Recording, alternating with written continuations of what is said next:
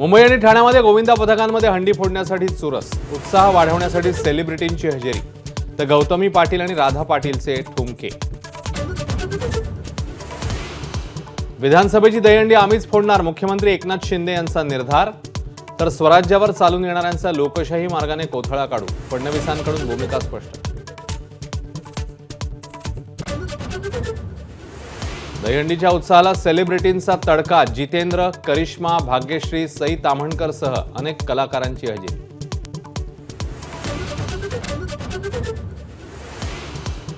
दहीहंडी दरम्यान मुंबईत 65 गोविंदा जखमी, 2 गंभीर जखमी गोविंदांवर केईएम रुग्णालयात उपचार सुरू.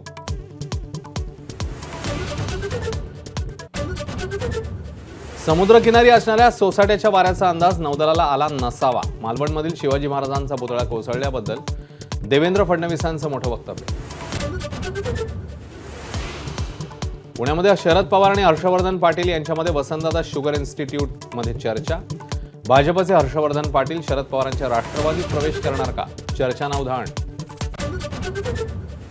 कोपरगावचे भाजप नेते विवेक कोल्हेंचा शरद पवारांच्या कारमधून प्रवास. पवार भाजपला आणखी एक धक्का देण्याच्या तयारीत असल्याची चर्चा. महाविकास आघाडीच्या मुंबईतील जागा वाटपाबाबत अजूनही अंतिम निर्णय नाही. 2019च्या जिंकलेल्या जागांव्यतिरिक्त इतर 16 जागांवर रस्सीखेच. तिन्ही पक्षांमध्ये चर्चा सुरू. भाजपच्या मदतीसाठी रासव संघ सरसावला. विधानसभा मतदारसंघात समन्वयकांची नियुक्ती. लोकसभेतल्या चुका टाळण्यासाठी समन्वयकांची फौज. समृद्धी महामार्गावर वाशिमजवळ ट्रक चालकाचा धोकादायक स्टंट. तक्रार करूनही 25 किलोमीटरपर्यंत कुठलीही कारवाई नाही.